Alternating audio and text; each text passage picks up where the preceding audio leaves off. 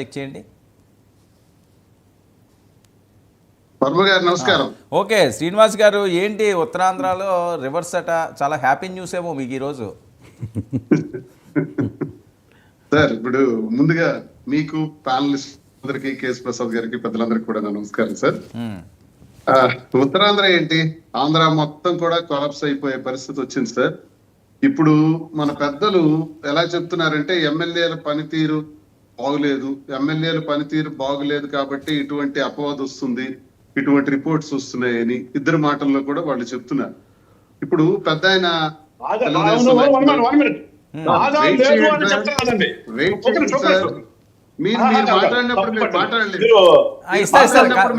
మీకే ఇస్తాను, ఎందుకంటే క్రాస్ టాక్ చేస్తే ఎవరికి అర్థం కాదు. ఆయన ఏం చెప్తారో చెప్పనివ్వండి, మీకు వెంటనే ఇస్తాను. నేను చెప్పింది వినండి. నేను మాట్లాడినప్పుడు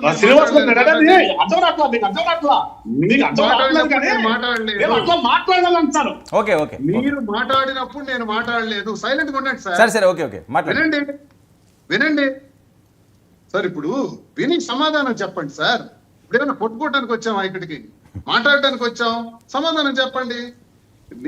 ఈ ప్రభుత్వం అధికారంలోకి వచ్చిన తర్వాత ఎమ్మెల్యేల పనితీరు పూర్తిగా బాగులేదని రెండు పార్టీలకు చెందినటువంటి నాయకులు ఒప్పుకున్నారు. ఇది నిజం, ఇది సత్యం. కాకపోతే అంతేకాదు సార్, ఎన్నికలకు ముందు ఏ మాటలైతే చెప్పారో, ఏ సూపర్ సిక్స్ అని మనం అంటున్నాం, సుమారు 148 రకాల వాగ్దానాలు ఇచ్చారు. ఈ వాగ్దానాల్లో ఒక్క వాగ్దానం కూడా అమలు చేయలేదు. ఇంకో గట్టిగా చెప్పుకోవాలనుకుంటే ఇప్పుడు తెలుగుదేశం నాయకులు వారు చెప్పారు, బాలయ్య గారు అనుకుంటాను, వారు ఏం చెప్తున్నారంటే రైతులకు మేము మొత్తం కొనుగోళ్లు చేస్తామని. మొన్ననే తూర్పు గోదావరి, పశ్చిమ గోదావరి, కృష్ణా, గుంటూరు జిల్లాల్లో రైతులు ధాన్యాన్ని పట్టుకొని రోడ్డెక్కారు. అంతేకాదు సార్, ఉత్తరాంధ్రలో కూడా మొత్తం శ్రీకాకుళం, విజయనగరం, విశాఖపట్నంలో సన్న రకాలు అని అంటాం, సన్న రకాల ధాన్యాన్ని కొనుగోలు చేయలేదు. శ్రీకాకుళం జిల్లాలో 5 లక్షల టన్నులు ఇంకా పెండింగ్ ఉంది.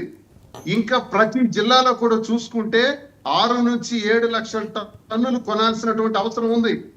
గడిచిన ప్రభుత్వ హయాంలో ధాన్యానికి మద్దతు ధర ఇస్తూ, విత్తనం నుంచి విక్రయం వరకు కూడా ప్రభుత్వమే బాధ్యతలు వహిస్తూ, గోనె సంచుల ధరలు, రవాణా ధరలు, హమాలీల తాలూకా ధరలు ఇవన్నీ కూడా ఇస్తూ మొత్తంగా రైతు అకౌంట్ లో వేస్తూ, రైతు భరోసా ద్వారా 13,500 రూపాయలు ఇస్తూ బాధ్యత వహించినటువంటి ప్రభుత్వం. కానీ ఈ రోజు కూటమి ప్రభుత్వం అధికారంలోకి వచ్చిన తర్వాత రైతు భరోసా కాదు, మేము 20,000 రూపాయలు ఇస్తామన్నారు. ఇవాళ పోనీ ధాన్యం కొనుగోలులో మళ్ళీ రైస్ మిల్లర్స్ తాలూకా రౌడీజం పెరిగింది రాష్ట్రంలో. దళారీ వ్యవస్థ విచ్చలవిడిగా విలయ తాండవం చేస్తున్నారు దళారీలు.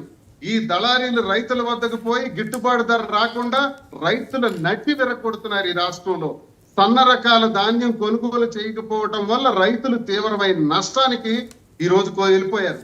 ఈ రోజు రైతులకి అన్యాయం జరిగింది. ఆరోగ్యశ్రీకి వెళ్తే ఆరోగ్యశ్రీ ద్వారా ఆపరేషన్లు జరగటం లేదు.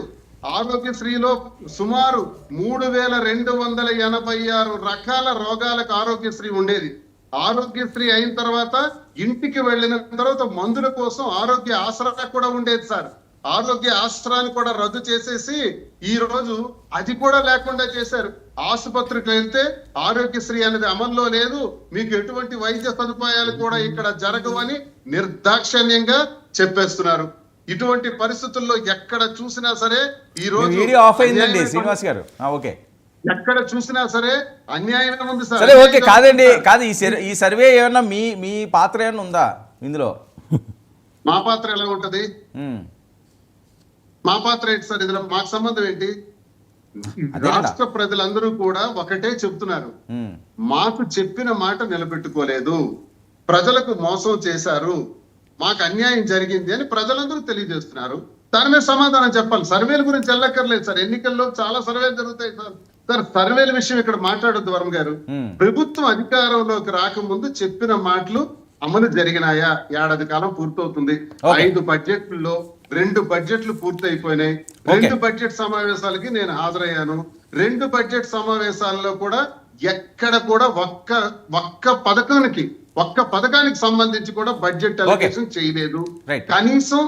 కనీసం సిలిండర్స్ వాళ్ళు ఇచ్చిన మాట ప్రకారం సిలిండర్స్ కోసం 3 సిలిండర్స్ కోసం కూడా బడ్జెట్ అలొకేషన్ చేయలేదు. ఇంకా మహా అయితే ఉన్న బడ్జెట్స్ మూడు బడ్జెట్లో మళ్ళీ ఆఖరి బడ్జెట్ ఓటాన్ అకౌంట్ కింద పోతుంది. ఈ 2 బడ్జెట్లో ఇంకేం చేయకపోతున్నారు సార్? Okay. చాలా అన్యాయం జరుగుతుంది.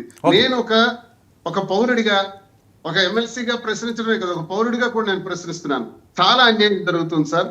ఇది మార్చుకోవాలని నేను కోరుతున్నాను. 4 ఏళ్ల సమయం ఉండగా ఎమ్మెల్యేలు పనితీరు లేదని సమాధానం చెప్తున్నారంటే వాళ్ళ తప్పాలు తెలుసుకున్నారు, వాళ్ళ లోపాలను తెలుసుకున్నారు. ఈనాడు పేపర్లో ఒక వార్త రాశారు సార్, ఎమ్మెల్యేలు ధనార్జనే ధ్యేయంగా పనిచేస్తున్నారు, ఇసుక దోపిడీ విచ్చలవిడిగా చేస్తున్నారు, మద్యంలో విపరీతంగా చేతివాటం చూపిస్తున్నారు, మద్యం ధరలు అత్యధిక ధరలకు అమ్ముతున్నారు. సాక్షాత్ వ్యవసాయ శాఖ మంత్రే రోజుకి 20 లక్షలు లంచం తీసుకుంటాడు అచ్చెన్నాయుడు అని ఈనాడు పేపర్ లో రాశారు. నేను చెప్పలా, December 30వ తారీఖు ఈనాడు పేపర్ మీకు క్లిప్పింగ్ ఇస్తా, ఆ పేపర్ లోనే రాశారు. ఇలా డబ్బు సంపాదనే ధనార్జనే ధ్యేయంగా ప్రజలకు ఇచ్చిన మాటలు మర్చిపోయి పనితీరు ఏమీ లేకుండా పోతే ఏమవుతుంది సార్? జరుగుతుంది. సరే ఒక్క నిమిషం. సర్వేలో ఇదే రిపోర్ట్ వస్తుంది. ఒక్క నిమిషం. ప్రసాద్ గారు, ఏంటి చంద్రబాబు నాయుడు గారు సీరియస్ అవ్వడం ఒక పక్క, పదే మీ తీరు మార్చుకోకపోతే ఇక నేను నా స్టైల్లోనే వెళ్ళాల్సి ఉంటుందని, మరొక వైపు ఉత్తరాంధ్రలో రివర్స్ అట. ముందుగా 99 టీవీ ప్రేక్షకులకు నమస్కారం అండి. అలాగే ప్యానల్లో ఉన్న మా పెద్దన్న మోకర్ సాగర్ గారికి, మా వెంకటేశ్వరరావుకి,